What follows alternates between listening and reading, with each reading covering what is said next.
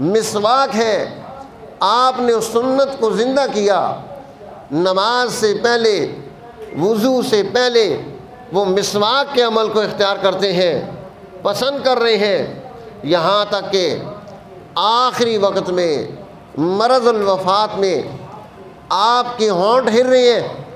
حضرت اماں عائشہ صدیقہ رضی اللہ تعالی عنہ فرماتی ہیں کہ میں نے جب دیکھا ہونٹ ہل رہے ہیں تو میں متوجہ ہوئی، تو مجھے محسوس ہوا کہ اللہ کے نبی مسواک کرنا چاہتے ہیں، تو میں نے مسواک کی طرف اشارہ کیا کہ یہ مسواک چاہیے۔